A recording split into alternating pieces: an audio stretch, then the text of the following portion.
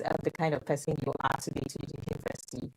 Tell us what really happened in the university. Okay, so university was a huge shift for me because the most important thing I can tell you then is I started paying attention to my time. If I was to ask you, Zaina, what is the most expensive currency that we have? In Nigeria? No, overall. What is the most expensive currency that we all have in the world? I'm hearing someone say dirham in the background. It's not I know dirham. it's not money. It's not I know you, dollars. motivational speaker, like, not to switch the table. You're just going Let's go along with the example. the five. What? Give me 5 extremely successful people. No, you just give us. So we'll learn Okay. from you since you're a motivational. Elon Musk, Okay. Ronaldo, Cristiano Ronaldo, Okay. Lionel Messi, LeBron James. I've given Don't you you think that is subjective? it's collective, but I've given you 5 different figures that people can look up to as wow, these are people that they would want to emulate. Okay. Something you would realize from all of these people I've mentioned and the ones that are not and us is that we all have 24 hours a day. Yeah. What should that tell you? The differences in the outcomes we get comes in differences in how we use our time. It's just as simple as pouring orange into a cup, get orange juice. Similarly, wherever you choose to squeeze your time, those are the results that you start to get. And the intention for me came out thinking about that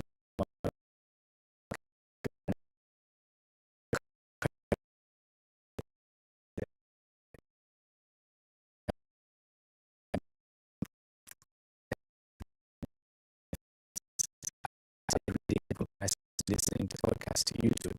And all of these things are things that collectively contribute to who you become as a person. So that's when the whole journey of self-development Okay, started. so let's move to the actual, act, the motivation itself. Yeah. Why has motivation become a massive industry?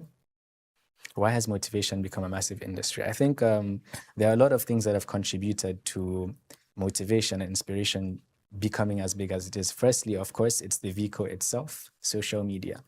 If you've seen how social media has transformed over the past 15 years, there's been a shift in the type of creators and the type of content that is put out there. Yeah. So now we see a rise of prominent motivational speakers across the world, the likes of the Ali Abdaals, the Sunnah guy, and so many more.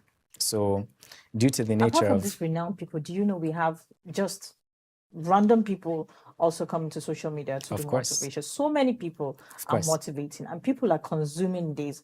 In fact, I will need to ask you if people consume motivation like they consume entertainment. I think people still consume entertainment more than motivation. But what do you think is driving the urge to consume push? motivation? The urge to consume, I think it's a bigger thing than just motivation, but it's more so people looking for vices to go to. I think we live in a generation where we're all overstimulated. So the access to social media in terms of short form content, the rise of the TikToks, the Instagram, has also led to an increase in our need for quick dopamine fixes. And that's why a lot of people are always going to TikTok. A lot of people are going to Instagram. And what is one of the biggest problems we face now in this generation? Doom scrolling. Because we're so used to, we've been so exposed and we've been oversaturated with content that gives instant gratification. Yeah. So that has two things are in play here. Number one, there's been the vehicle, which is, like I said, the growth of social media platforms. Secondly, there's the accessibility in terms of the more people see creators putting out content that is motivational, the more comfort there is for anyone to start doing it. For example, if you go back 10 years ago, it wouldn't have been as comfortable for people to just pick up the phone, record a video, and put themselves out there. But the more they're seeing other people do it, the more that barrier for entry is reduced. To take the reason why this consumption of motivation is much because of the level of depression, the way life has become. Should that be one of the reasons why motivation is consumed, especially when you're listening to someone that is speaking to your current reality? Of course, definitely. I think I'm a social media creator, but I think a lot of problems that we face in this generation have come from social media, ironically. Okay. So there are lots of things, especially for people that really consume social media a lot. So many issues with that because number one,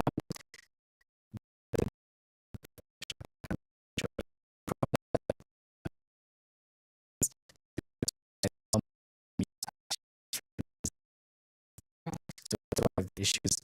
Secondly, there are so many narratives that are thrown out on social media that don't really necessarily help people, but because it is what they are presented, it's what they take. Thirdly, I think social media has a lot of comparison culture, a lot of marketing, as well as a lot of toxic habits that have contributed to with social media.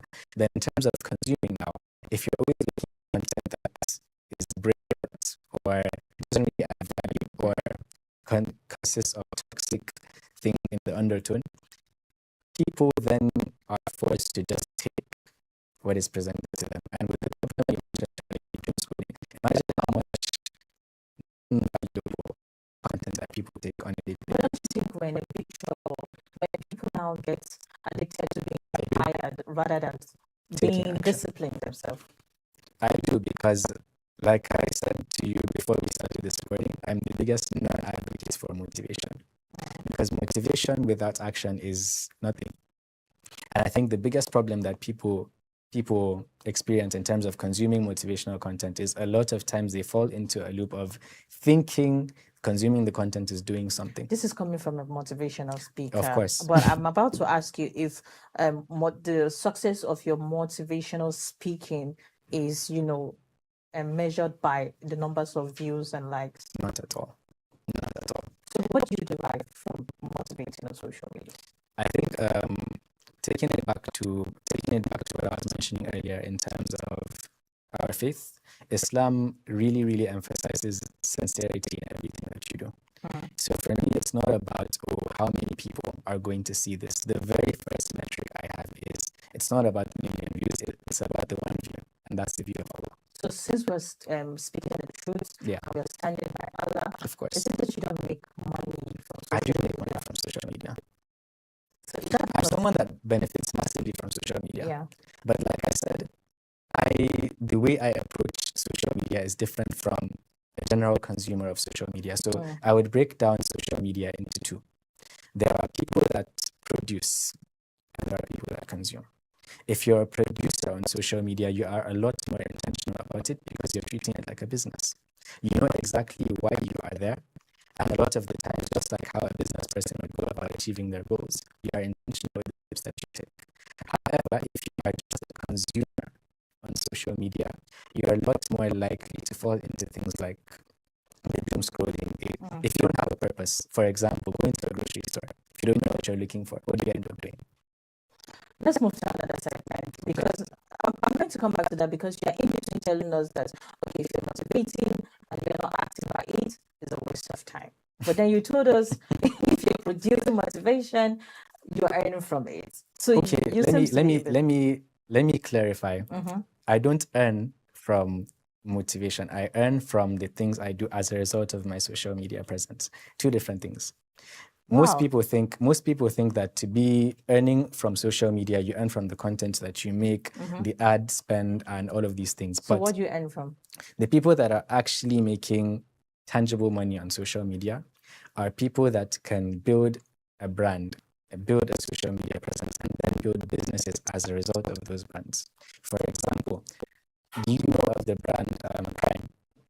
Yes, but let's quickly move because of our time. Let's move into, because there's no how we're going to come here today and not do some motivations. We're going to do some motivation. So let's move into the segment where we do some motivation. Let's talk about motivation meeting reality. For example, let's imagine two young Nigerians. Both are hardworking, both are disciplined, both are honest, but one succeeds, the other doesn't. How do you explain that? As a motivational speaker, is hardworking always rewarded, or are motivational speakers sometimes simplify life too much, because it seems some motivations do not meet reality? Well, I think for the example of the two people you gave, I would give an example to kind of explain the point I was to make. There are two people, two people, one extremely successful and wealthy, the other one not as successful.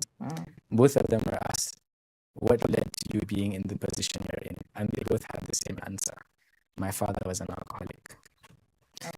What that should tell you is that the type of content you consume, it plays a huge part in the perspective you have on life. The perspective you have is a big part to play in the actions you take. Your actions lead into the habit you build. The habit you build turns into your character. So where does it stand from? Perspective. The point of motivational content is to have a positive and enforcing an ambitious perspective. And if that cannot be translated into action, that's when does motivation really help, or does it actually not match with the reality? The answer to that question will depend on the person consuming the content. Like I said, it's a vehicle. It's not the destination, but it's just a vehicle to help you get to the destination. How do you get to the or poor education or no opportunity? So because I told you we're going to come back to this. You've mentioned universities you've attended outside the country. That is an opportunity for you that so many people do not get. But you come to motivate people that do not get that opportunity at all. So for anyone that is trying to build right now, this is the best time for you to do it. Because the knowledge that is gotten in universities around the world, this is knowledge that is accessible to anyone. You go to the university, you pay for it. If you're thinking about studying YouTube alone, there's no way that you want to access. They say knowledge is power. So if you're able to find resources, just figure out what it is that you want to learn, what is it that you want to do. The information is there, ready and accessible to you. You just have to know what you want to do and go out and look for the information. For you to make your first 1 million to 10 million naira, you can do that from free act. Don't you think motivational content tends individual for societal problem? It's not encouraging for development or whatsoever. But you always find a way to make the individual feel like they are not enough. How do you explain that? Because we've had Otedola. If you look at his story, you see that his father was never poor. He had opportunity, he had funds to start. For people that do not have that form, but he comes to motivate. He had a book to motivate people who do not have this opportunity. Don't you think you guys tend to, blame individual for societal imbalance? I think I can only speak to myself to that regard when I say that I do understand. That's why I say motivational speakers, all of you. Yeah, I'll speak for myself as Umar, but I'll say that of course we all know the circumstances that we live in, and that's why we try to be as authentic as possible in the things that we say. We understand that there are challenges, but then within every challenge, within every crisis, there are also opportunities. So what I said earlier about perspective, someone can look at the situation that we're in and think, okay, oh my God, this is the end of it. I can't do anything. Other people will see the same exact economic situation and say, okay, what are the problems that we're having right now? And they'll start innovating. Opportunities like AI exist. AI make it possible for you to do so many things. That is an opportunity that people before did not have. The people like within the generation of the Otedola, like you mentioned, they had access to oil. Now,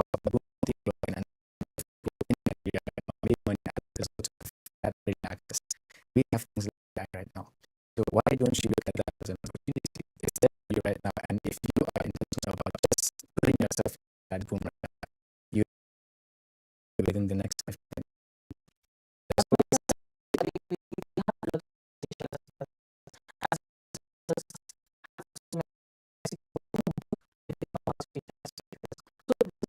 Being an influencer make you a life coach?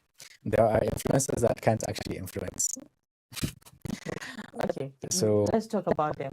Who are they? What influence are we talking about? So who know who we are shifting away from and who we are listening to on social media. I'm not going to point. I'm not going to point any names. I'm not going to point any fingers. But like I said earlier, I mentioned how now there's a lot more accessibility in terms of content, in terms of being able to take a camera and put something out there. So for all of these people, you also can't blame them because they feel like they have a story to tell, and they do tell a story. So if you do end up building massive followership, then that means that there's people that find value in it. If there's value, you're going to follow.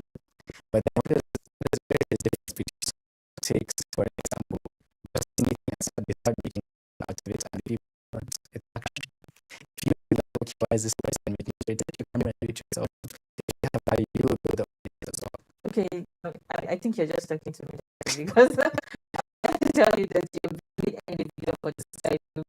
So you're trying to tell us viewers, they say you're bad about to take your camera and start your content. So I think it's more so self-focusing so much on what other people are doing, and looking at yourself. If you see that this person has a massive followership and is doing nonsense, do the nonsense too. Do something that actually takes you out from the position you are currently in. Yeah, actually, there are people that always look at social media and just blame people and just be like, this person is lying. This is impossible. This can never happen. And, they don't make changes. They just want to blame. So let's know what I said about comparison. All right, we are learning.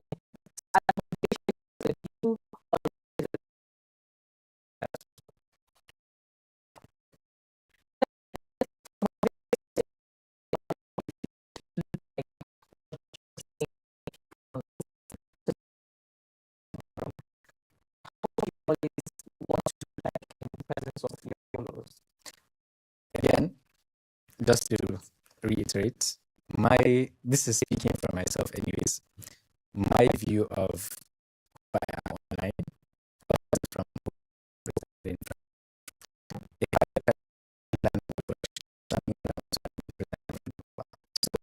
who I am online and I'm offline, I try to be the same person. Rather, whatever I post is my truth, it's my reality, or these are the things that I really want people to learn, resonate with, and I want people to benefit from. So in terms of showing a different face to my followers, that's not up to me. What I try to focus on, is showing up as a reality, as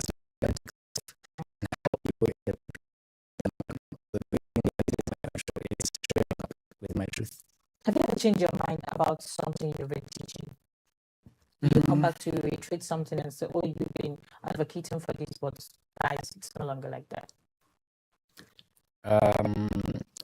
Maybe I've not experienced it on a large scale, but of course we're all prone to making mistakes. And if there is anything posted, I think the smallest example of that is that I posted that I feel maybe there isn't some message that I want to convey, and then I end up deleting it. So I've had examples where I post something and then maybe a friend of mine replies, oh, this is what they got from it. And if I see another person text me the same thing, I'm like, okay, if this is how people are receiving it, maybe I can't deny the fact that multiple people are seeing it this way. So it's a problem from the post in itself. So I would take that and reframe the message to convey what I wanted to convey.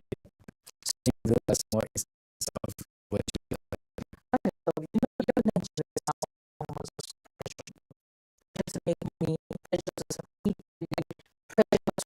Successful.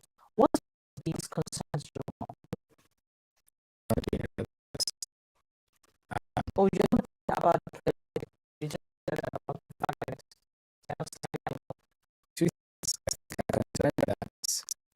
they're taking the pressure, and as a result of the pressure, they're going into doing things that are not beneficial. That's number one. And number two, a lot of times they're living lives that are not really influenced by what they actually want, but it's more so the societal expectations and societal of who they are. So that leads to, I think, there's this notion of being fake. We have so many people that are living life for themselves, trying to push to a standard, trying to push to a particular expectation. And that That's always going to be an So issue. we have so many motivational speakers coming to social media to say, at so age, if you're not doing this, you're a goner. So for for you, at what age do you think you lost it if you did not succeed? There's no age. Because let me give you an example with cars. If you see me driving on the road, are you going to be concerned where I'm going? No, Probably not. So it's the same thing with every single person. Everyone is driving their own journey. So because I'm at a certain destination before, it does not mean that you're not going to get it. There are two names of Allah, Al-Muqaddim and Al-Akhir, who brings forward and who delays. If you there are things that some people get early, and there are things that people get delayed. Start all the way from school. There are people who finish university early, some get delays. Brings me to my last question before we move to the final segment. What do you think about destiny? Because if you have an opportunity, every situation, your opportunity, you might just be missing it because of your perspective. But is it true that the people who might actually never make it, and is that what destiny means? What would you say about that? So the decree of Allah is always true. Whatever has been written for you will never pass you. But so let me understand the question. Are you saying my question is, does it matter if you're hardworking or not? It does matter, because whatever it is, even for your qadr to come, you have to work. We've seen so many examples of this. I'll link it. So is it possible to work hard to the end and you never? Yes, it is possible. Motivate us about that. It's all back to the outlook on life. If you look at what is good and what is bad, people limit their understanding of good and bad to maybe what the achievement or expectations they have for themselves. And I'll give you an example.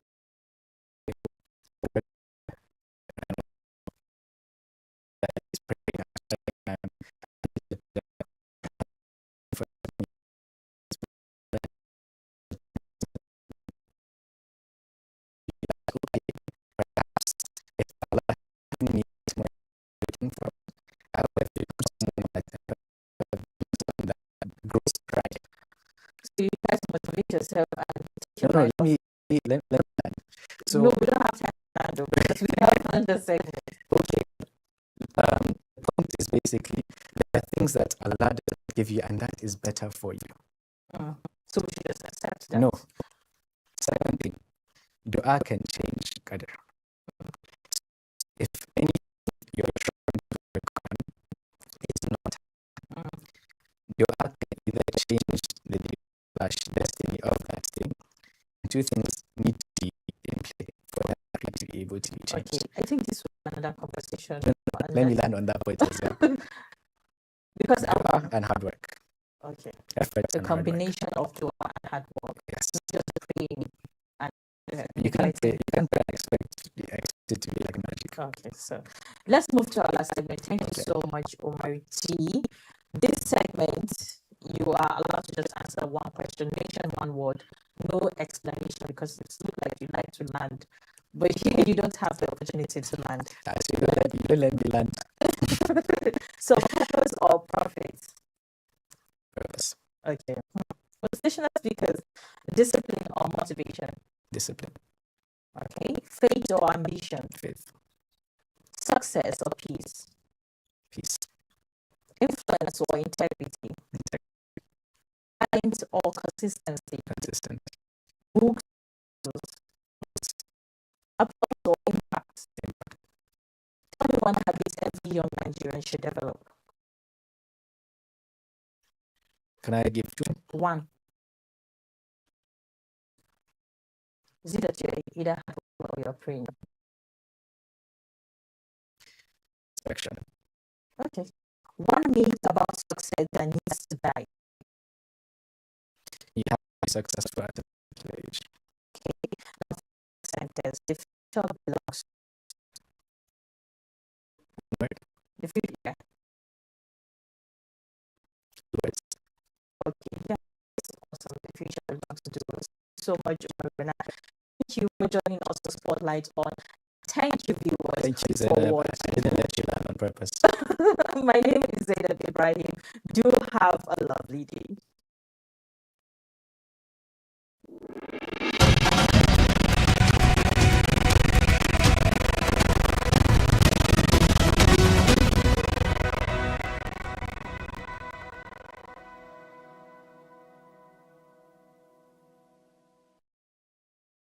For decades, golf in Kenya was seen as a sport reserved for men, the wealthy and the well-connected. But on the rolling greens of Thika Greens Golf Resort, a quiet transformation is underway. Women are stepping onto the course, challenging stereotypes and building a community. Confidence and belonging come first. I remember I started training just before COVID. I had started showing the interest.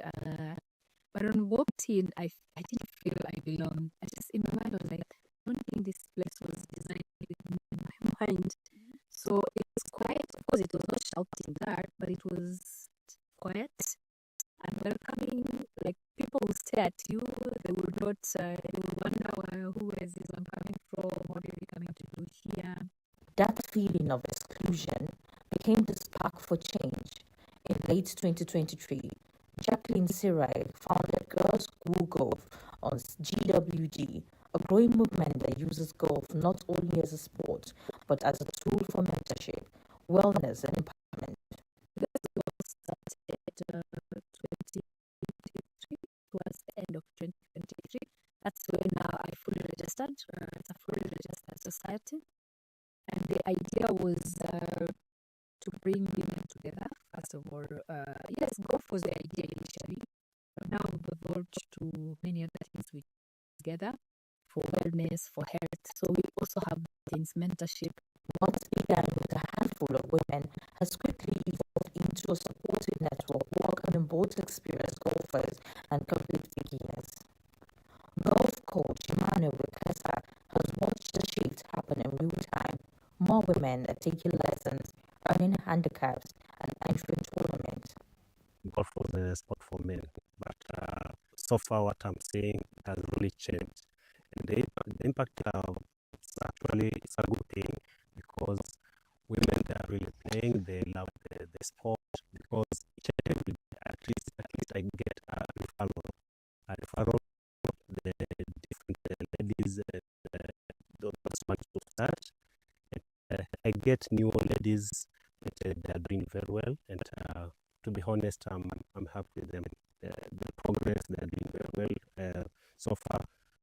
Most of them they have got handicap parliament, considering this few years from 2021 and up to now. It's amazing. They're enjoying, they're winning. The movement is really inspiring a younger generation through partnership with organizations like Girl Up, girls that are introduced to golf as a pathway to confidence, opportunity, and global exposure. Invited by Girls Who Golf, Madam Jackie, our partner, we're an organization for girls, for girls and all. So we're calling for the golf team. We're like, oh, why not, sis? We're not that good in golf, so we're here for training and all. And in the near future, with the golfing, I hope and wish that to take it like abroad, further my golfing. As I know, golf is not that easy. But okay, there's nothing easy. So you just have an open mind, be ready to learn and get the best promotion being given here. For many of the girls, golf is no longer seen as an impossible sport. It is becoming a space where they can dream bigger. Jackie is an amazing leader.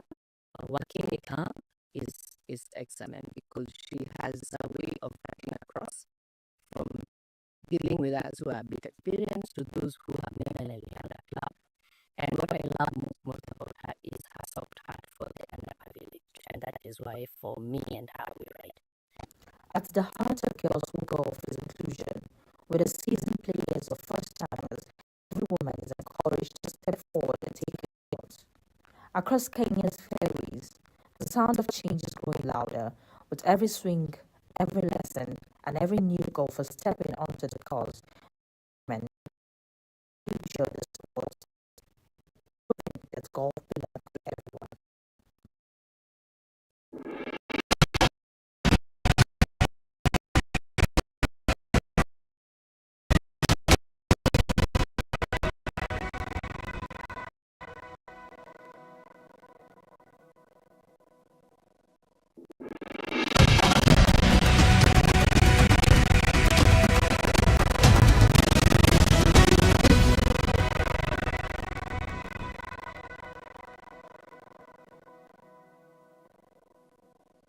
When the pandemic struck, just a few months before the pandemic struck, we had always had plans for television, right? But we now decided, okay, let's start trying. But that was when the pandemic came and we realized that, no, this is not a gradual thing. This is the thing. We needed to make that move into television.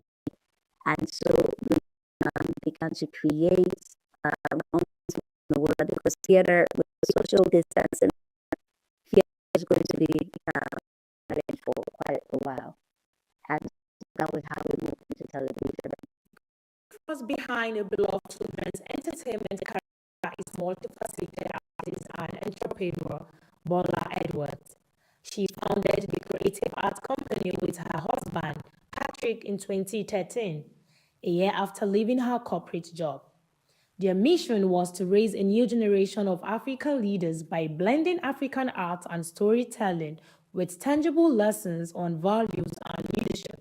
Their strategy was multifaceted, leveraging stories, music, and drama to educate their young audience. Yet, capturing the children's attention required significant efforts. A 2021 UNESCO report shows that while local television series in countries like Nigeria and Cote d'Ivoire have increased, interregional co-productions in Africa are still. In contrast, there are collaborations between some African countries and Europe, driven by subsidies from the Khadija Muhammad, S24 News.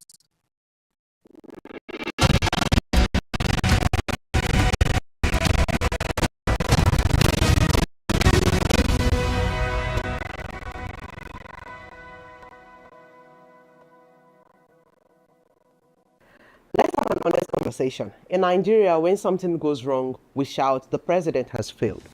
But wait, is it really the president's job? Let's break it down in simple terms. We blame governors for issues that belong to local government. And sometimes we don't even know who is truly responsible. So who does what? From your local councillor to the president of the Federal Republic, what are they truly responsible for? And more importantly, what do citizens expect from them? Let's break it down. At the grassroots level, the councillor represents a ward in the local government. Their role is simple but powerful. Identify community problems, sponsor bylaws, and ensure projects reach their ward. But what do citizens expect? Visible presence, drainage clear, street light working, primary healthcare functioning, which is not their duty. Next is the local government chairman. Constitutionally, they oversee primary education, primary health,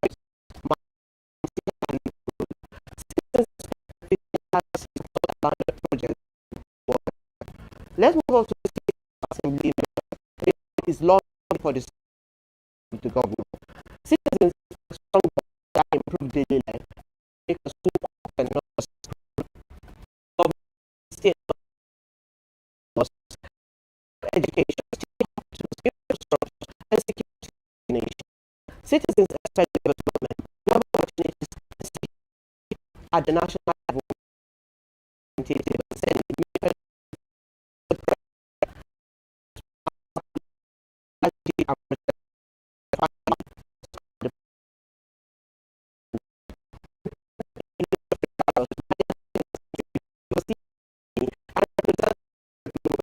Citizens expect stability, economic growth, accountability, and leadership. Here is the gap.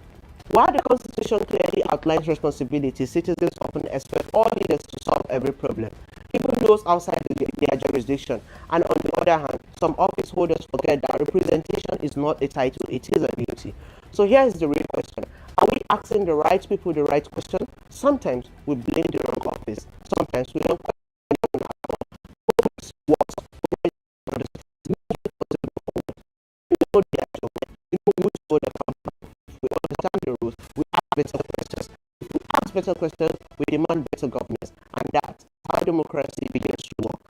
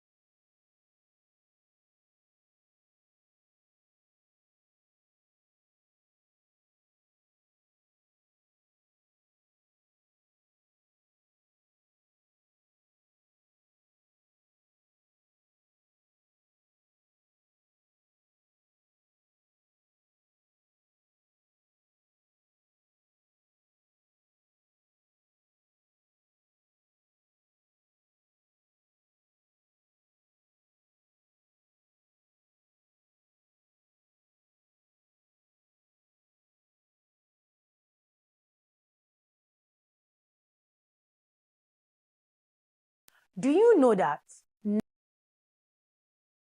when many Nigerians hear the word Almajiri, a familiar image often comes to mind? Young boys walking the city streets with in their hands.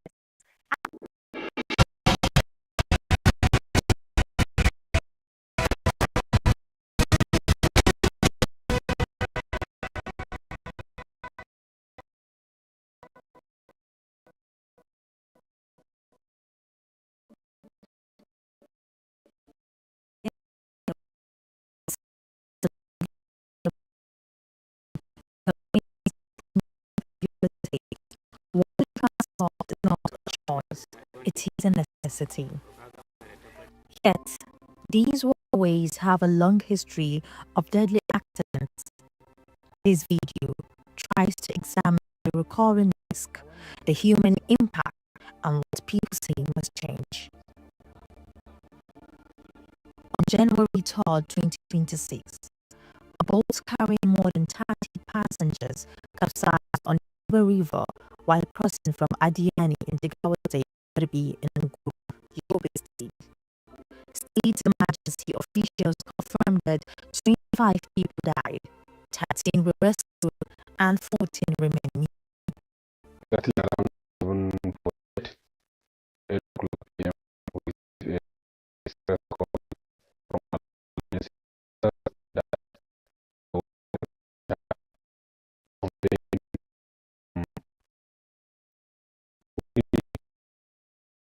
at the local government in Jigawa State specifically Ajiani community, to Garbai in Gur local government area in Yobe State. So when we received the news, we learned that already they was capsized and they was for emergency rescue.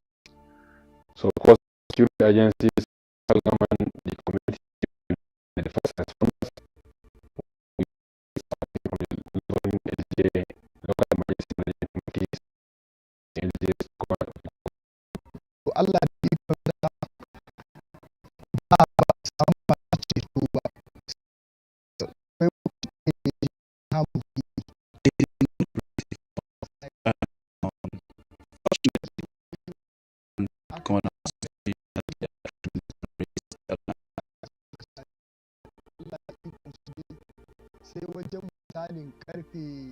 He made several calls. Rescue teams arrived between 1 and 1:30 a.m. We were able to rescue about 13 people, but sadly, we lost the others.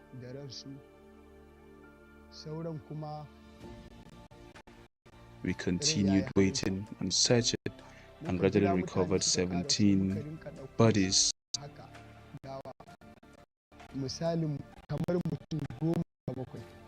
These victims were ordinary people, traders, farmers, commuters traveling on a route they use regularly. Our team moved immediately and through the night up till the morning with the help of the LGA and other community volunteers, security agencies. So,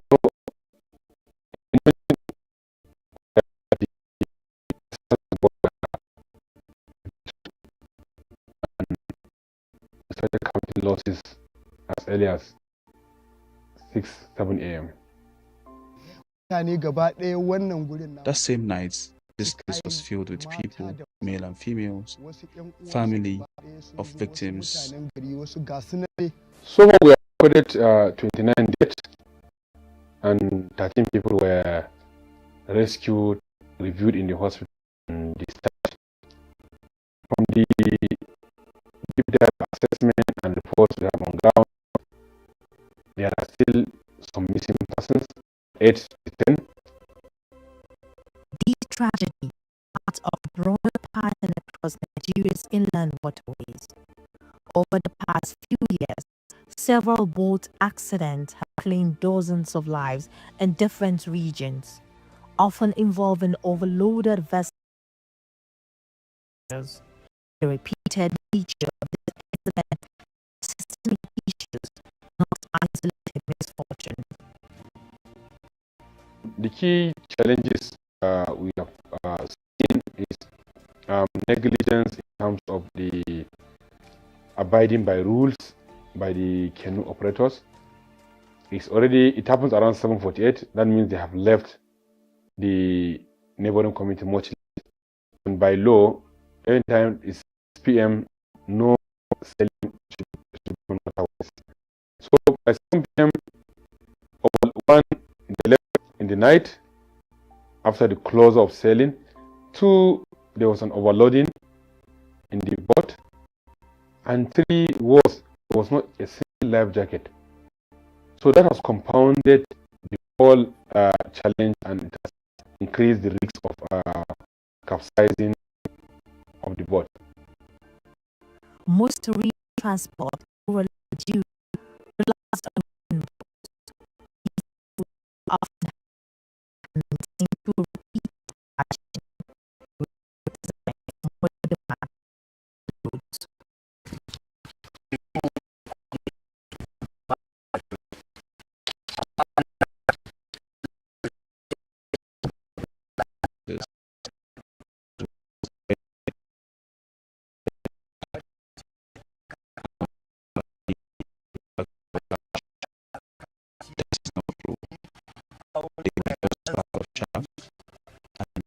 Is not enough to capsize the boats. Even on small boats, we can take about 5 bags. Talk more of just 2 bags of chaff in a large boat.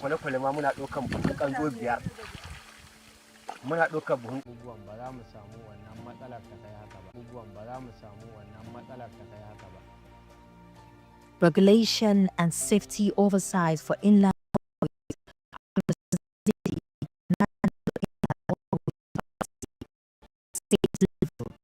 Ministry of Transport is expected to enforce standard and ensure compliance. In Nguru, however, those agencies are largely absent. As government, we can't continue the victims who live and wake up and do the thing and improve on where we think we can improve. And one of the major steps has taken is to ensure that rescue has been intensified to recover bodies where they were alive and ensure that everything has been given to the families and that we don't have bodies that have been rescued. From the leaders is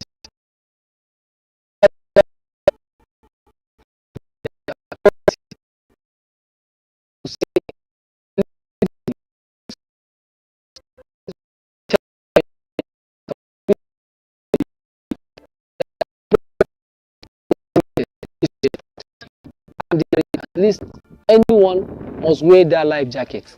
If you teach the community, if you tell them to own their safety, own their security, they will take it seriously.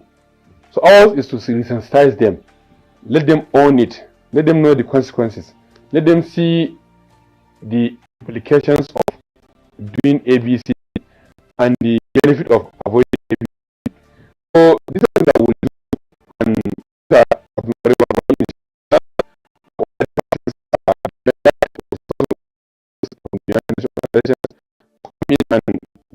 and make sure that this gap in ensuring that the community have won the process. Next week will be a market day. They will still go to market in Jigawa State, and God forbid, if we didn't act fast, there will be risks of putting our people on a boat without life jacket, and this is avoidable, and we'll inshallah avoid it.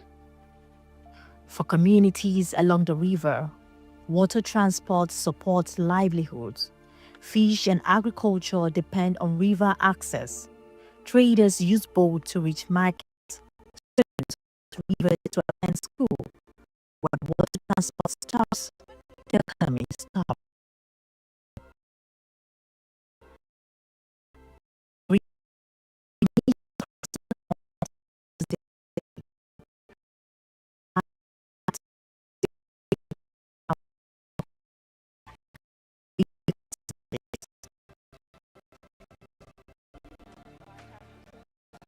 I have an intimate friend that also became late during the accident. Also with someone I attended same primary school with. He also died. We are seeking for help from the governor of the state and chairman to bring us ease regarding this water transportation, even if it is a life jacket, that when you inside water, you can help yourself out.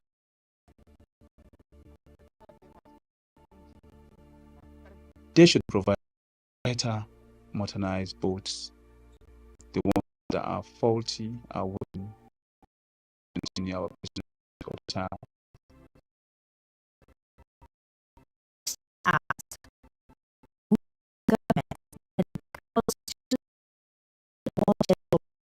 The inception of democratic rule.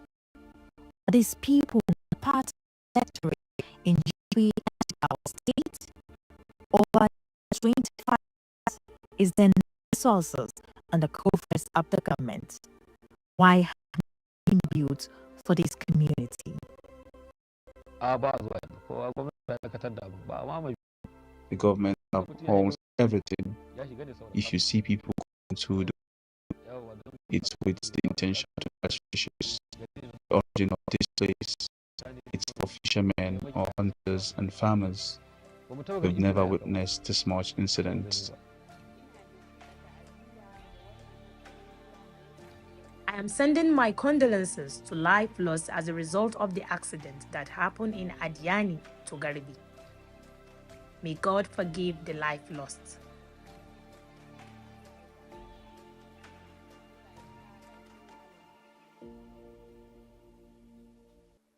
Residents say the risk is not only real, it is repeated.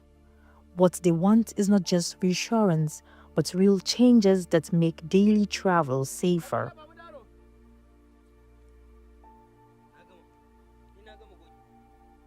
The river remains a lifeline for communities like Unguru. The recurrent pattern of waterway accidents shows that the current system is not sustainable. The question is not whether people will continue using the river, but whether they will be able to travel safely.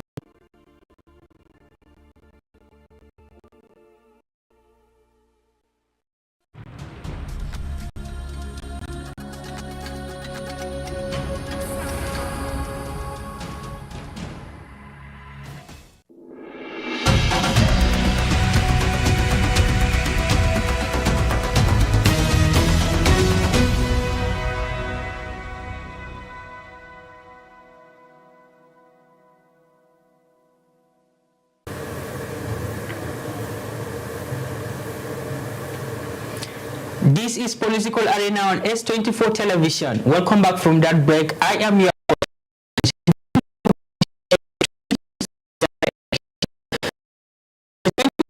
election will be another important moment for Nigerians to decide the kind of leadership they want. Citizens will be looking for a president who can address the issue of insecurity, improve the economy, create jobs, and unite the country at large. Today, we will be discussing the quality, vision, and leadership styles Nigerians should consider when choosing their next president in 2027. I am joined by a public analyst, Dr. Akin Pahunda. Doctor, welcome to Political Arena on S24 television. Thank you very much for having me. Good day to you viewers. It's a pleasure to speak to you, Doctor. So, Doctor,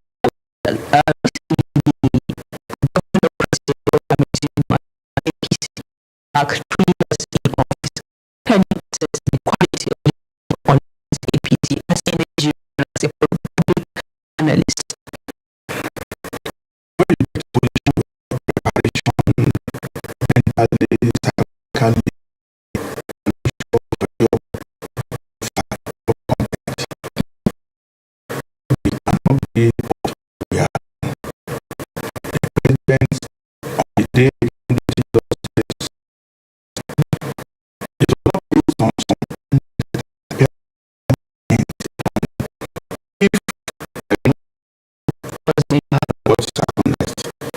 And then milestones and things to be done. It was specified just a slogan.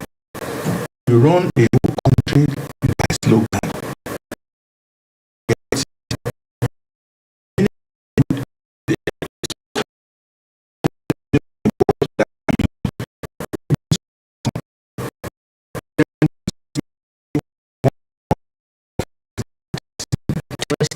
What is the meaning of a card? You had a property that is under safety. Property is looted already. You are not in charge. So it's not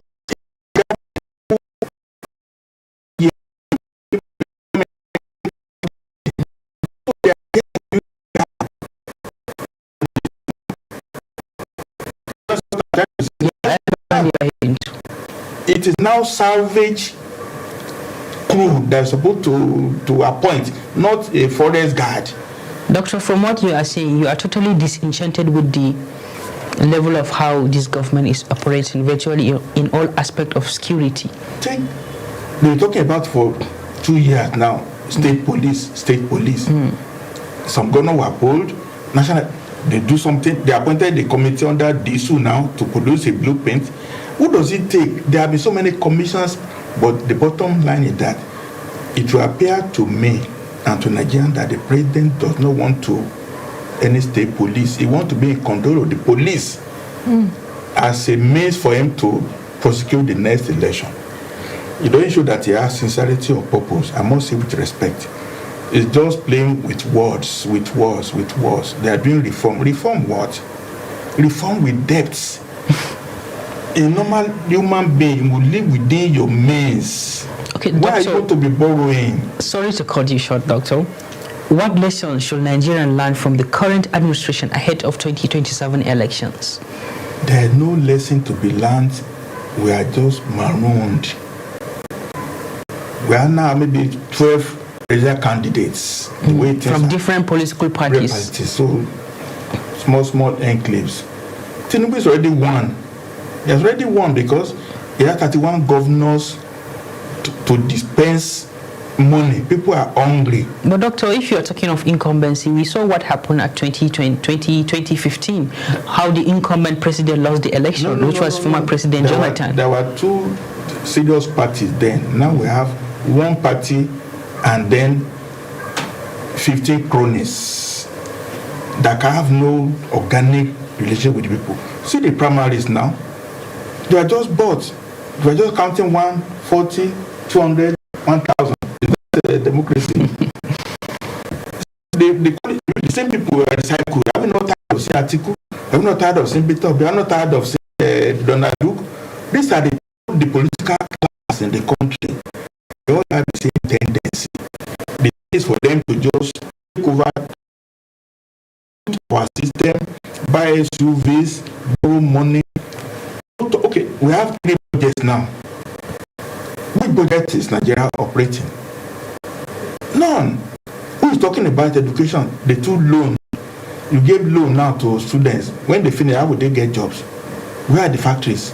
Null fund. Yeah. You take 5-year loan. You are now owing almost 3 million. But they made a statement now. Everybody can have access to school. School for what? The people are going to school. Have they gotten jobs now? The people are going to school. Who will pay their own money? Well, the federal government have been advocating for a paradigm shift from depending on degree to skills. Which skills? Do they have skill centers anywhere? You see, after university now, 304 universities all doing business admin, economics, literature. They are not doing technological skills. Even if you are trained now as a top Nigeria, where is the job? Where is all government companies have been sold up and killed? Nigeria is dead. The workplace is dead. The government is dead. What is there? There is no avenue to get your power. No avenue at all. No avenue. Inflation has ravaged everything. So you mean Nigeria is actually on a ticking time bomb? Well, you know, human nature, we are resilient. We are surviving. We will continue surviving. We will be survival mode for many years to come.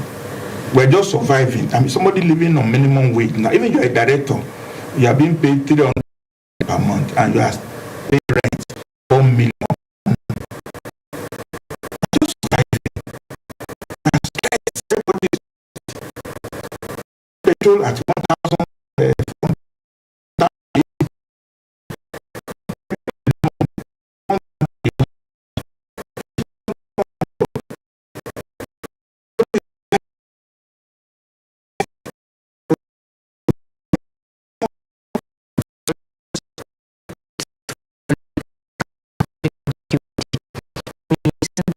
How the southern part of the country has been under attack. We saw attack in places like Oyo, Kwara. We think that it has a political attack. No, everything, no single factor. But know that the last 3-4 years, started from Borno, it came to Kaduna, it came to Benue, then it came to Niger, then it came to Kwara, then it came to Oyo. To Ekiti, it's going to Lagos. So the whole country will be enveloped. Once you have wound and you don't treat it, it will be basically from Borno State, and it's been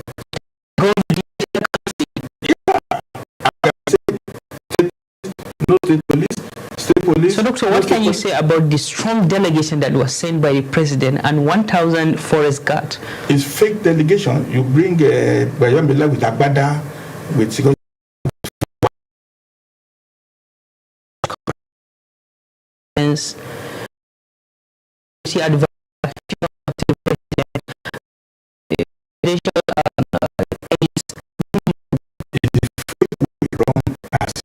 Just for opportunity. need to send only a colonel who knows what to do. You need to rescue people who are in the forest.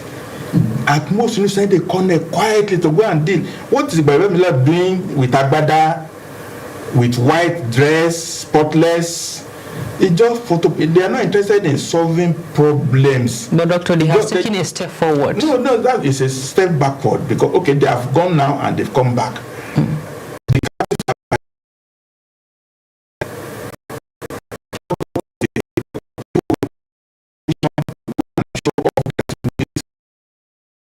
Said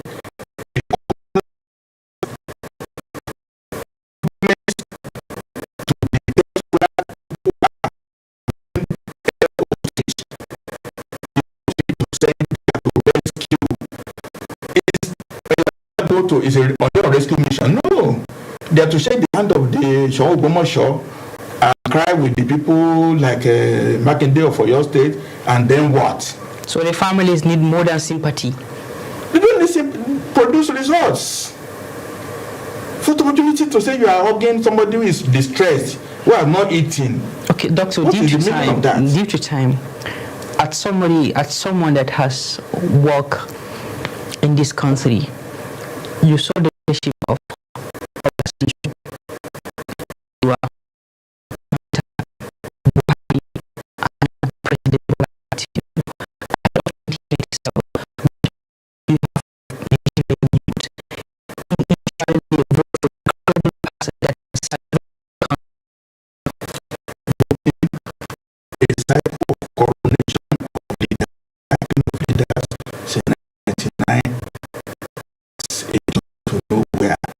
to nowhere.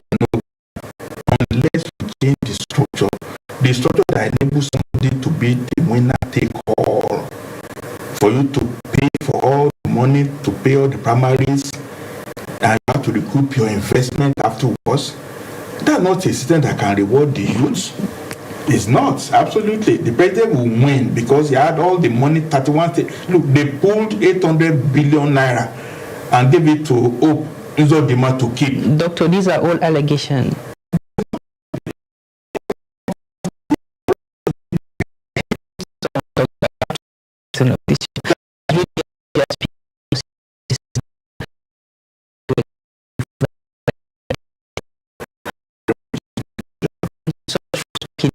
S24 doctor. Nigeria is the only country we have. We must take a decisive measures in keeping our country safe and governable. And that is all what we have on S24 Political Arena. Stay tuned for our S24 documentary. Bye for now.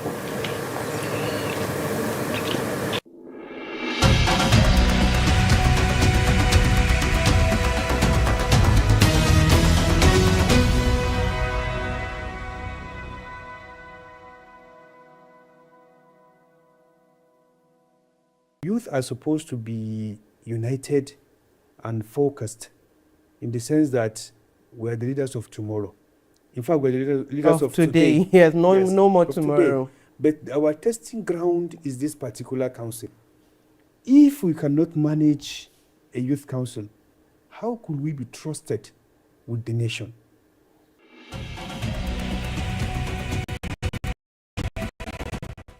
Hello and welcome to Future Mind, your weekly deep dive into policies, politics, people shaping Nigerians. My name is Emiro Adam, and I'm the host for this amazing show.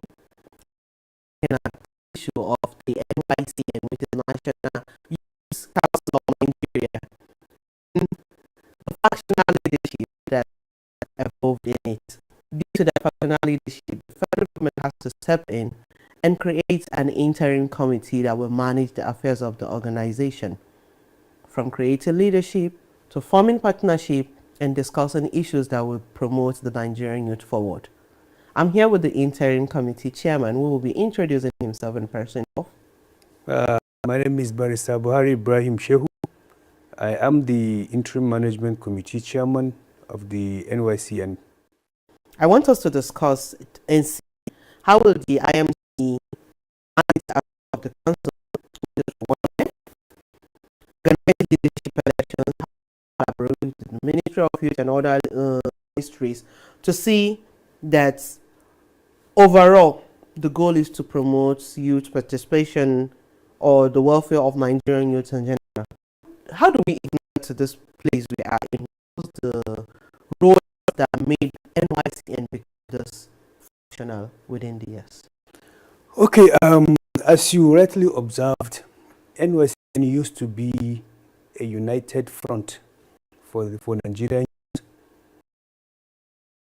youth that affected or indirectly championed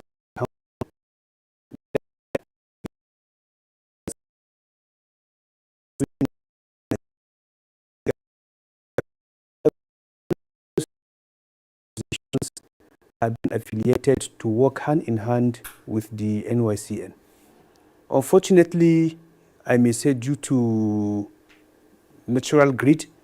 Should we call it personal interest? Personal interests, yeah. And human desires.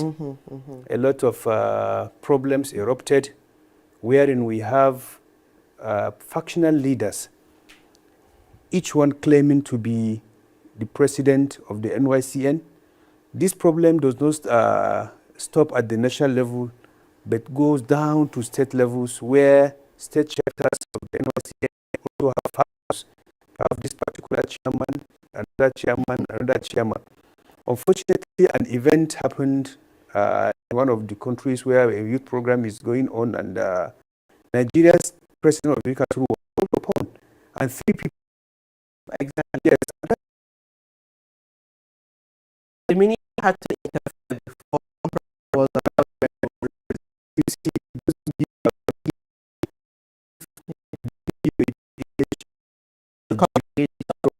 so youth are supposed to be united and focused in the sense that we're the leaders of tomorrow. In fact, we're the leaders of today. Yes, no more tomorrow. Today. But our testing ground is this particular council. If we cannot manage a youth council, how could we be trusted with the nation? So there are a lot of this leadership crisis and constitutional aberrations where the constitution is being manipulated. Each president or each acclaimed president changes the constitution as his own whims and caprices to suit his own interests and to suit his desires. So this has become a very serious problem that threatened the very existence of the council itself. And I think that's the reason the IMC come in. Yes. And that is where you're playing your role as the chairperson. So to solve these problems, there is need to come in. So there are a lot of petitions and counter petitions being tabled to the Minister for Youth Development, and he presented them to the Corporate Affairs Commission, who registered all corporations in Nigeria. And if you look at sections 8, sub 1, C and D of the Companies and Allied Matters Act, you see that the Registrar General is given the powers to serve as a supervisor for all registered institutions.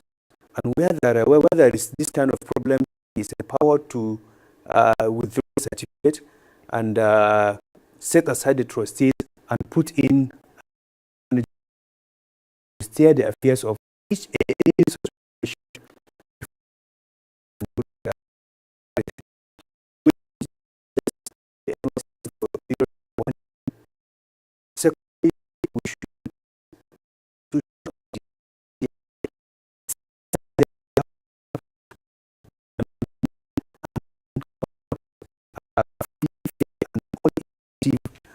Elections. From the moment you were called the chairman of the interim committee, definitely there are people that might see it as something necessary, and others might see it as you interfering in the organization.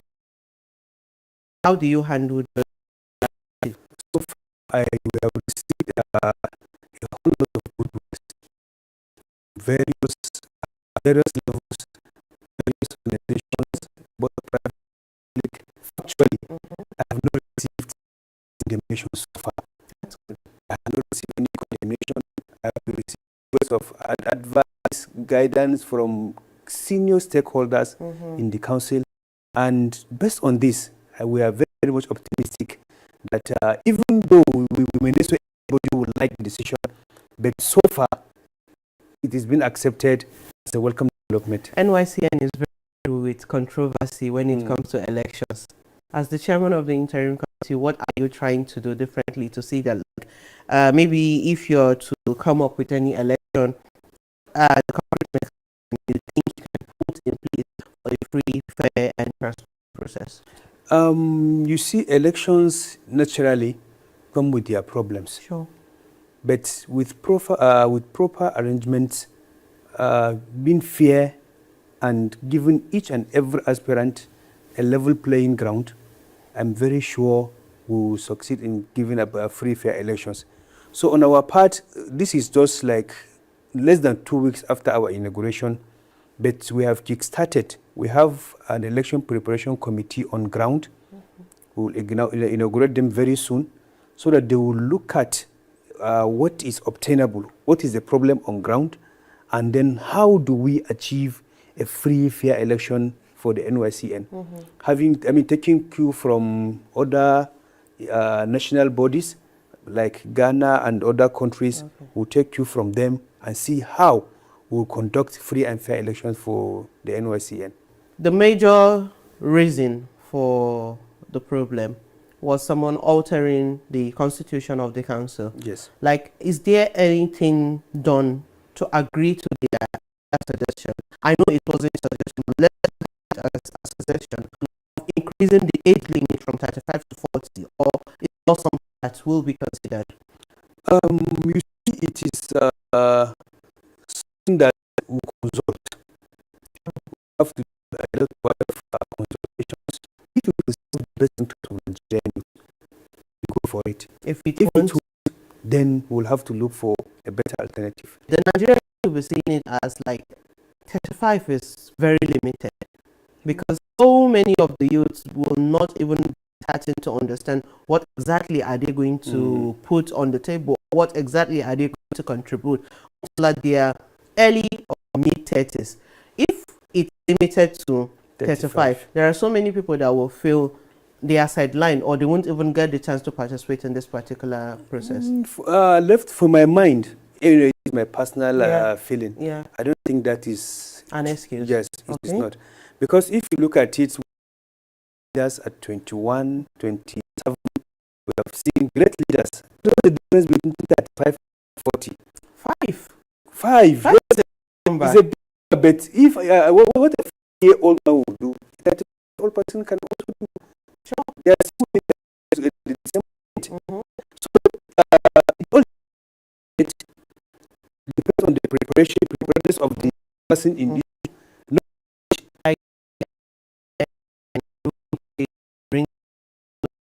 Okay, this is not a biased committee. We have to bring everyone on board. You see, naturally, people, somebody dealing with me, but at the level, we have no. We have and we are who you are, but we're after what you will offer. Our interest is let's get it right this time around. Let's make the NYCN great again. Thing to offer is our doors.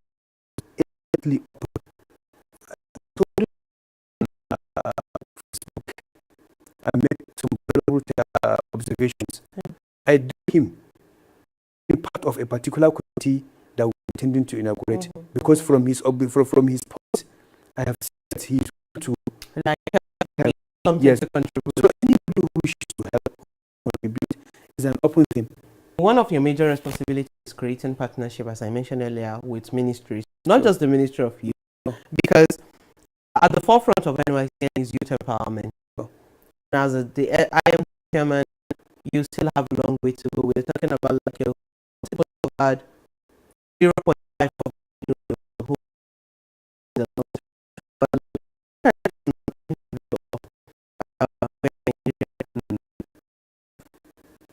The largest number, the youth are the largest number. What are you trying to put in place, like to bring forth the youth empowerment, like at the forefront of this meeting? Okay, you see, as I've said earlier, we have we went for a particular program last week, and we met with the DG Smedan, DG Sek, the director of Nigeria Academy, and many other yes. And they have given us their words. We should come up with anything that will impact on the youth. They are willing and ready to partner with us. If a medical doctor friend met me, he sent me a proposal of how Nigerian youth will benefit from medical outreaches and what have you. So, and we are just like 2 weeks old. So all these things are where we have to get prepared, face them at once. We already have our working plan, which is subject to approval by members of the IMC. So once we roll out those programs, I'm telling you, Nigerian youth will surely know that within this 1 year, they will benefit a lot. They will bring a lot of programs that will impact directly on the lives of Nigerian youth. Finally, as your 1 year mandate run its course, what would success look like for you? And would you like this interim committee to be remembered in the history of Nigerian youth leadership? Definitely. People are saying 1 year, 1 year. For us at the committee, we will try as much as we can not to even reach 1 year. So that by 6 months, 7 months, if we're able to carry out our assignments, before then, we'll go back to our normal engagements out there. And what's the normal engagement? Me, I'm a private legal practitioner and also a law teacher. And some of the members are also classroom lecturers in various institutions. Others are in, we all have what we are doing. What you're doing exactly. Yes. So our prayer is, let us carry out this mandate. We know it's not an easy task. It's not. It's not an easy task, but we seek the cooperation of all Nigerian youth so that we achieve this mandate and hand over is youth can for Nigerians. I'm 100% sure, like, the factions will watch this. I would love you to, like, pass a message for unity, peace, and progress in a minute. As I've said earlier, we have no enemies. Faction, whichever one you come from, I do not know any of the faction leaders personally. Personally, I have never had contact with any of them at any time, anywhere. So each and every one of the factions belong to us. Let us come together and set the record straight and move on. We do something in S24. It's called rapid fire. I don't want to put you on the hot spot, but I'll ask you 3 questions. You must answer it. What if I don't have an answer? No, you definitely look for an answer. It's definitely... You know, in quote, you answer yes or no. Yeah. So here, you will answer, you pick one out of it. Okay. Politics or business? Politics. Why? It covers everything. How does politics cover business, Barista? If we don't cover policies, I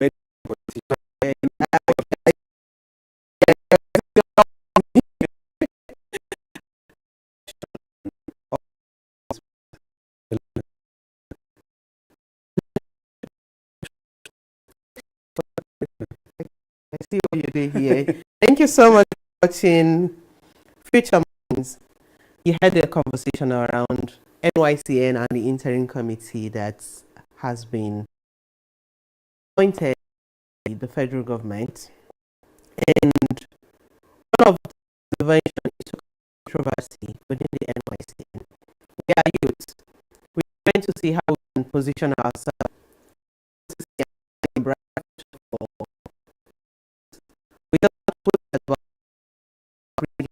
We must understand that we need peace, and progress must be something we are looking forward to. That is one thing that will keep us going, and that is something that will make sure youth are always remembered in us. My name remains Samira Osman. Thank you for watching.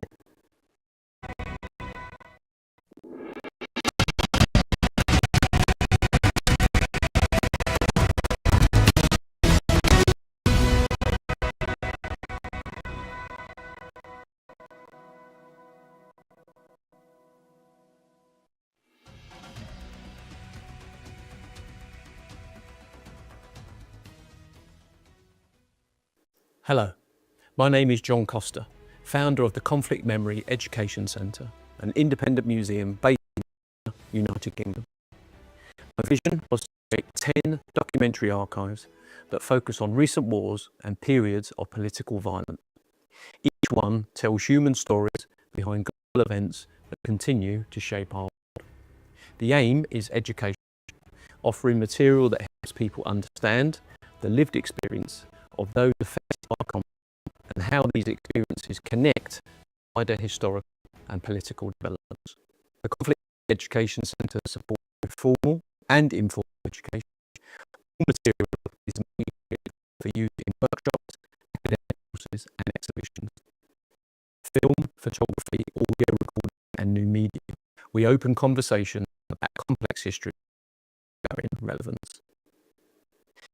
To explain the video, I introduced our latest archive, Palam, which moved in the Palam civil war in Sri Lanka and its long aftermath, documenting personal stories of survival, loss, and the search. It began political in Colombia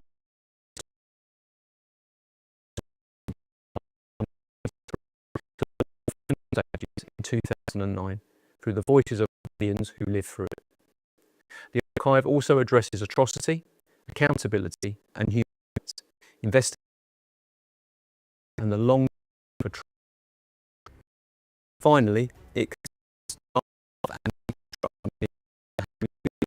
and communities continue to live with the memories of war and how the act of remembering itself becomes part of healing. By developing these archives, the Conflict Memory Education Centre documents conflict from a community perspective. Each archive is a collaborative effort and remains open to further contribution and partnership. So far, I've created 5 archives: Afghanistan, Iraq, Ukraine, and one here in Nigeria called Hadari, or Dark Cloud, in partnership with S24 television. Also, by the end of the year, we'll be launching 4 additional archives: Pakistan, Cambodia, Rwanda, and Latin America. If you'd like to contribute or collaborate, please get in touch. Thank you for watching.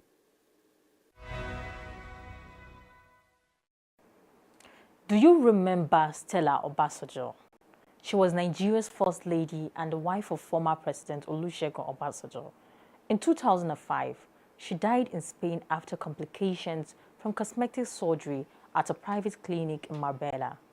A Spanish court later surgeon in connection with the case cited medical negligence, but reminded surgical outcomes depend heavily on professional standards, proper monitoring, and ethical medical practice. But the decision is bigger than the person. Every year, millions of cosmetic procedures such as liposuction, Brazilian butt lift, and augmentations. Individuals pursue these surgeries for legitimate health or reasons after childbirth, aging, or correct medical condition. However, aesthetic fashion, body type, popularized by celebrities, influenced social media culture. In today's cosmetic enhancement can feel less like a personal choice and more like an unspoken requirement. Many celebrities appear to go to extreme lengths to achieve exaggerated color, ultra slim waist, scalp jawline, or skin. In some circles, it can seem as though you cannot compete or remain visible without upgrading your appearance. For some public figures, transformation is part of branding or marketing strategy that fills attention, engagement, and relevance. Dramatic before and after reviews often generate headlines, sponsorship, and the danger is that these highly curated images set unrealistic standards for people. What is often presented as natural beauty,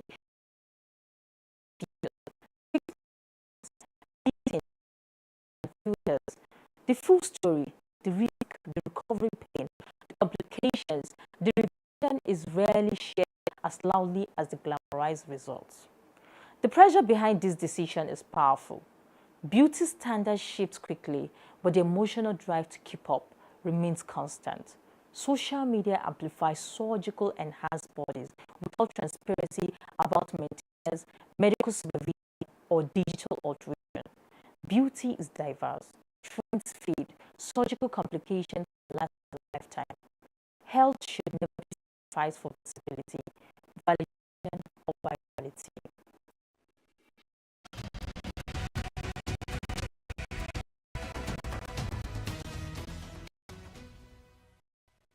A new tech frontier is emerging, and not technology.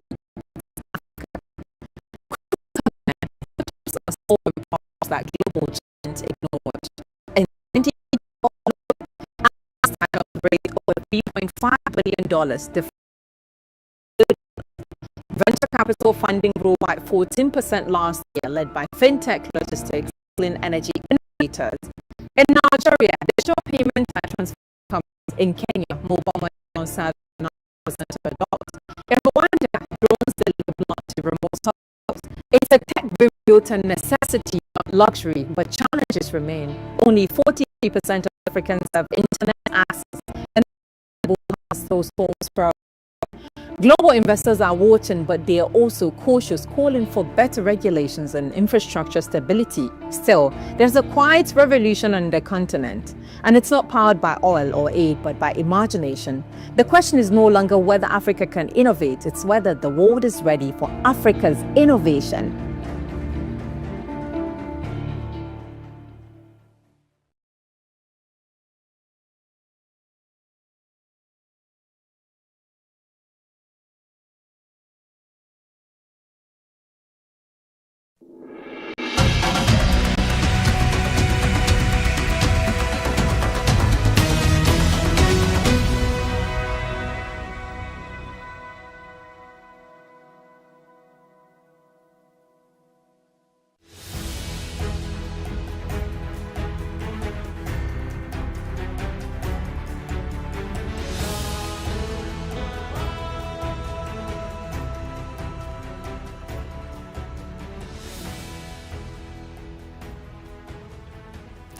Hello and welcome to Creative Pulse on S24 television, where we celebrate the thinkers, dreamers and doers in the creative industry and its future.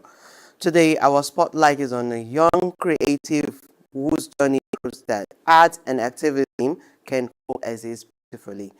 We're having Ali Mamalawan, whose pen name is Ali here in the studio today. And let me say, we're diving into what Ali Lawan to the and what was his inspiration.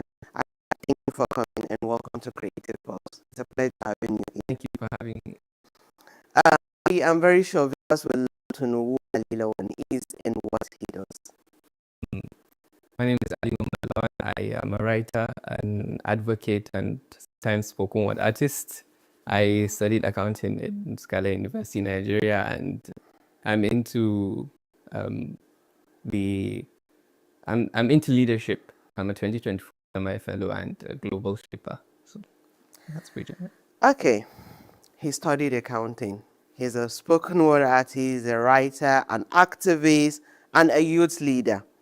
If you listen, he mentioned he was a fellow of the Legislative Mentorship Initiative. If I could recall, he served as a clerk in your parliament. That's correct. That's 2024? 2024, exactly. Yes. Thank you for coming. Let's go deep into what you do and your journey. You launched your novel the day you were graduating. Yes. It's both symbolic and let me say, inspiring. But would love to know what made you have that thought that, okay, I'm graduating today, let me release this book today. And if I am sure, the name of the book is Tears on a Red Rose. Exactly. So what was your inspiration? What made you think this is the right time for me to release that book in your mind on that day? And how did the moment shape your creative journey? Okay, so firstly, the inspiration of the book was a trip.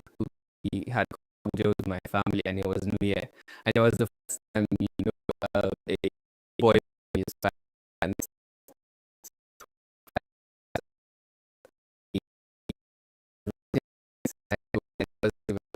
I wanted to write a book about family, and it somehow ended up being about two sisters who just went on a roller coaster journey to find each other. And I can say that the timing for the book itself, the plan for publishing the book was supposed to come earlier than the graduation, because I wrote the book in Texas. It took 3 years between finishing the book and actually publishing the book. I remember the plan for having it launched on my graduation was actually suggested by one of my teachers. Mr. I showed him the book. He was so excited, and he was like, "We have to look here in the school on graduation." And not allowed that cool talents to leave the premises.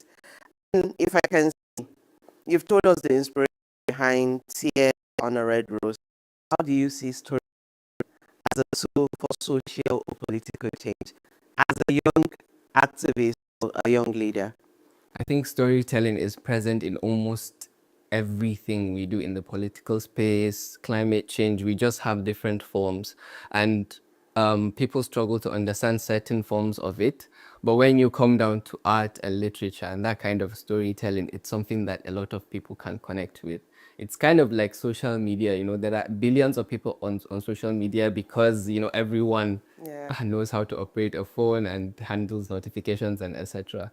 So when a lot of people connect with something, it automatically becomes a platform that can be used to shape their lives and push policies and effect positive change. So I see storytelling playing a very big role in that aspect. You move between literature, spoken word, and activism seamlessly. Like sometimes if I see you doing something, I'll be like, oh, Ali is doing well. But how do you balance creativity with advocacy? So creativity has always been a part. It has been there since I was young, and I do understand the sometimes you get. I think the term for it is there's really no balance. Balance in it. So sometimes it all depends on the time. Sometimes you're in the creative space. Sometimes you're high on muse and you're writing. Sometimes advocacy calls you and you are at a boy child conference or you're at a global shaper meeting. So I think you just have to sometimes go with the flow, but try to always carry along the identities that shape you and the identities that you want to present to the society and the identities that matter to your goals. Let's go to your journey through leadership, please. You are a leader in Nigeria. And sometimes, you know how leadership is. There's policy engagement, there's leadership approach, and there is you as a creator. What is one thing that influence your background in this three cycle? The leadership focus, the policy engagement, and your creative life. So I think one thing that's connects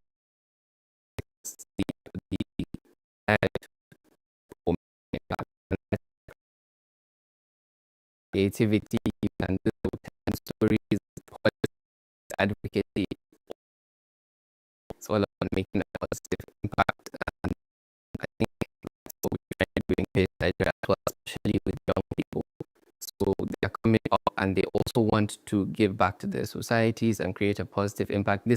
We are in a pivotal point in Nigeria where we really need people to give back instead of just taking. We had independence recently, and I saw quotes like, okay, what has your country done for you? The lead of PSA, my very good friend, he said, okay, not what your country has done for you. What have you contributed? I saw that exactly. Also. What have you contributed to your country? So I think that's what connects us to it's a contribution. In every there is challenges, and the challenge in creative industry, I think, is something that shows on people's face. What was your challenge, and how do you navigate through it? So one of the challenges is that people say, okay, I read your books. People don't read, they don't take literature seriously, but I really did not put much focus on that. I think one of the main things is you have to trust in your craft. Of course, one of the major challenges you face starting off is finding an environment. So I started off the journey very lonely. I started off alone and very young. There were not many creatives around me. I was just, dabbling. But now we have a lot of platforms. Then they were very minimal, but now we have a lot of platforms. You see people, Capfest, Hibaf, FLP. The creative space is kind of booming now. So yeah, that challenge is kind of being addressed in a way. And I think one of the challenges I also faced is where to go in terms of poetry and prose. So a lot of people know me as a poet, but actually I started prose first. I started prose very, very young. But now, because poetry has this spotlight and it's fast, you can write a poem in a minute, you can perform it in a few minutes, you're trending. But it takes you almost 6 years to write a book or a novel. I know someone might be asking, what's the difference between what's the difference between poetry and a prose? I don't think. Do you mind highlighting? Sure. So when we say prose writing, we're essentially talking about books, novels, a story that is with characterization, with settings and everything. Poetry is a sort of compressed form of language that has brevity and has stanzas. So it can appear on a page, it can be a few lines, but it's deep, it's the kind of language that really touches you. But prose, we're talking pages of stories. So I think one of the challenges along the with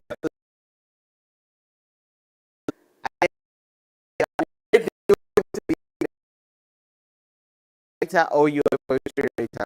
And I think here I want to ask you, as the creative industry is evolving, there are people you definitely have been looking up to right from childhood to date. I want you to mention 3 that you think, okay, these are the most influential people I think have shaped my path as a writer and a change maker.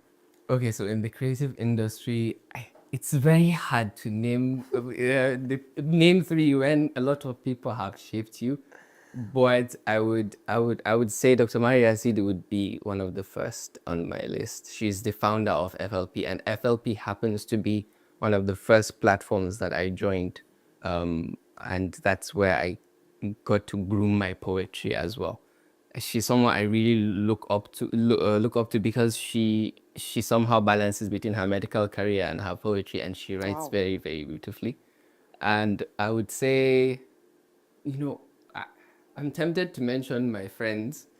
I don't want to. No friends. No friends. No friends. Okay. The creative industry. There's Kalb Salim. I admire Kalb Salim. No, Kalb Salim, I don't know why. He loves poems. Is he love poems? I would say. And like I think,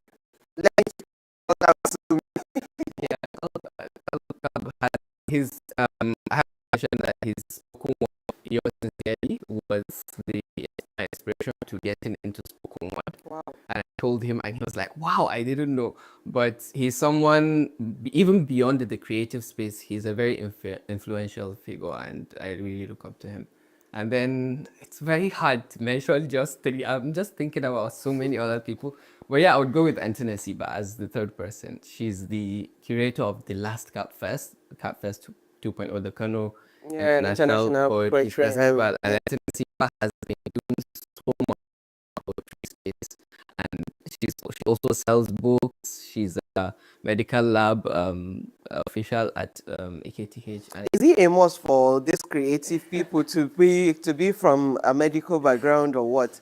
And I think one thing I would love to say is I was expecting you to mention one person, which everyone around you know who that person is. But since you did not mention, I will not be the one to say it. And you know who I am talking about. She's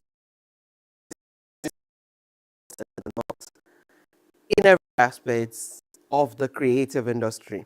How do you think the note is evolving creatively? You mentioned them earlier, but I would love you to take it like what is the note doing different to the creative industry? And the North is bringing a lot of culture and their strength and creativity to the a certain kind of fear in the north. I think we've seen that even from the cultural carnivals at ABU, and there's just something very, very powerful about telling our own stories, especially when they have not been in the limelight before. So we are at a point in our literature where, okay, we need stories from the north.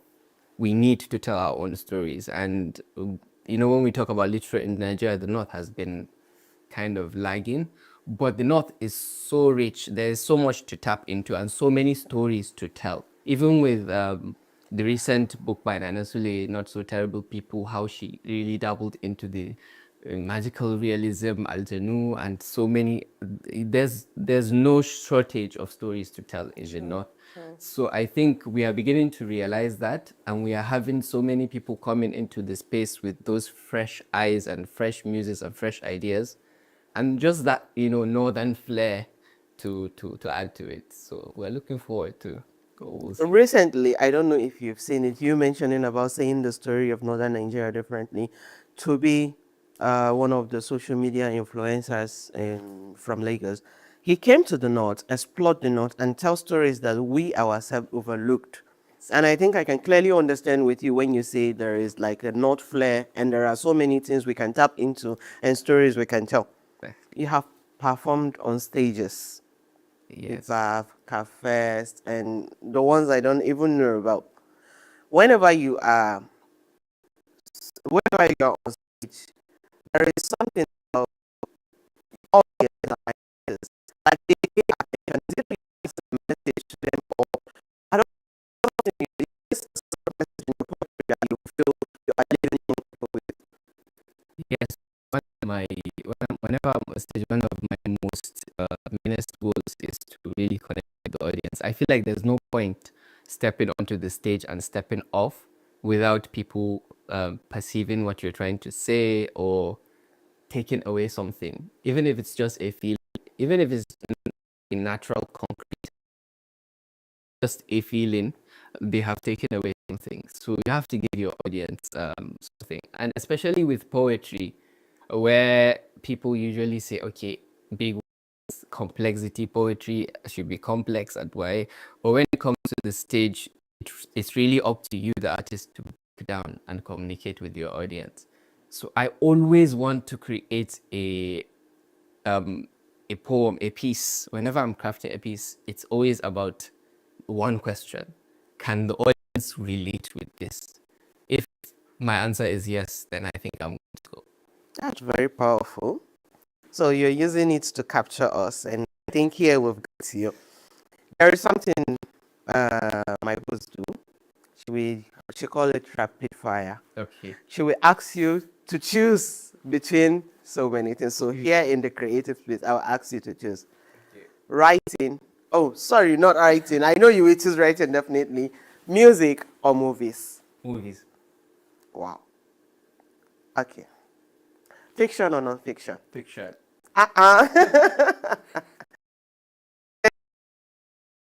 Rapid fire.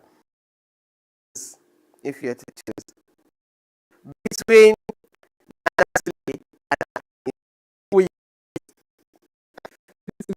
this is so tough. Yes. You have to choose one person. I don't want consideration, like just one person. And I have to choose. Yes, you have to choose Nana Sule or Alhan Islam. Yeah, they're my favorite. Both of them. No. I'll go with Alhan. Definitely, I know that's who you're going to be choosing. And I think it takes me to my last question. Between your civic roles, writing, and performance, how do you stay grounded and consistent in your creative process? So the creative process is very whirlwind. So you can go a week writing a poem, read it, and make a month, but I think the most important thing is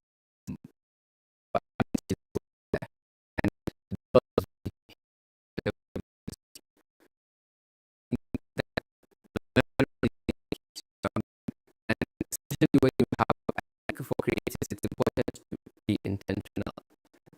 Being intentional, treating literature like any other. I think that's what I learned from my civic roles advocating into the creative space, because the civic roles, they need planning.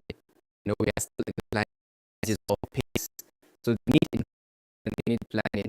So if you can bring some of that intentionality and planning into your creative process, sometimes you have to force things. You can start a poem and 5 lines, you don't feel like you want to write it anymore. But sometimes you have to push. And with books as well, prose is very, very hard to keep up with. But if you can bring some of that intentionality and planning, I think it will help you be grounded. What's next for Alila One? Global Shapers.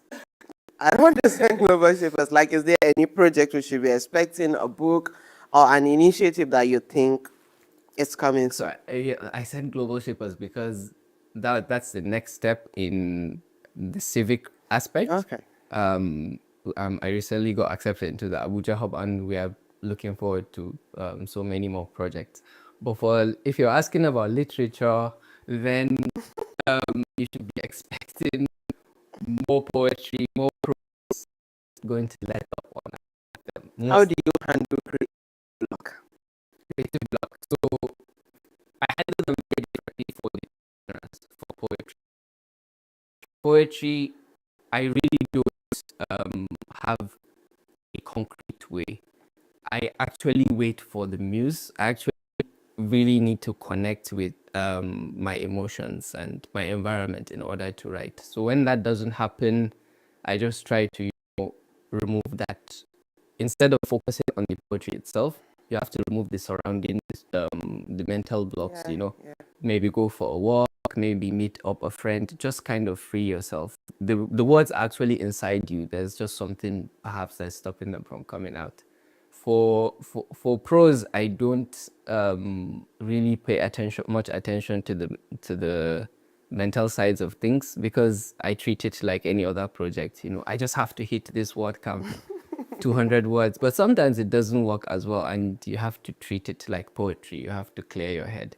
So it's all about reconnecting with yourself. It's all about freeing your mind and maybe having some tea or yahuza or suya or something. Okay, thank God you are the one that saved, not me. And I think at this point, I would say thank you very much for coming to S24 TV, and we look forward to having you to discuss more of the creative industry.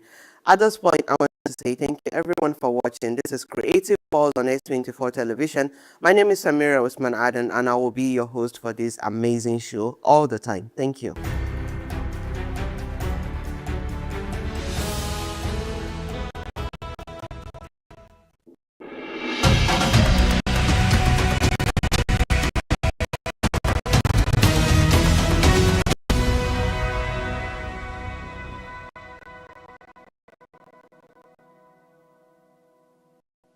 Good being here today, being able to meet everybody. Everybody's come out, made us very, very welcome wherever we've stopped. And I think it's really important that we challenge the narrative that's playing out on social media about the insecurity that's here. So tell us what the situation is here at the moment. You are at the right time, because all the negative narratives people are selling out there is different from what happens on ground here in Basel local government. I believe show other being as a community. Something went wrong, that's what we need to do, and things have started coming back to normal.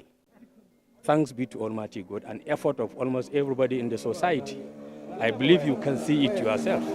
Agreement has been reached whereby hostilities have already been ceased. People will gradually go back to their communities and look for the normal livelihoods, going back to the farm, going to the mini trades, some other skills that are locally based, so that the local economy, local peace, local development can continue from where it stopped previously.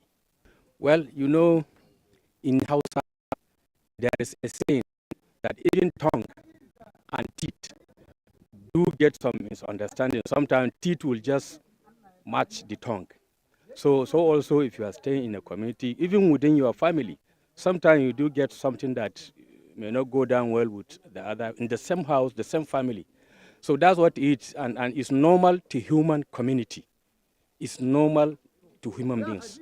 Just as peace scholars are saying, conflict is necessary, conflict is unavoidable, but also a chance for development as progress. So people have being in peace is better than whatever people continue to do otherwise. So peace has gradually returned, and people are coming back to their localities. People are picking up the pieces of their lives that were broken previously.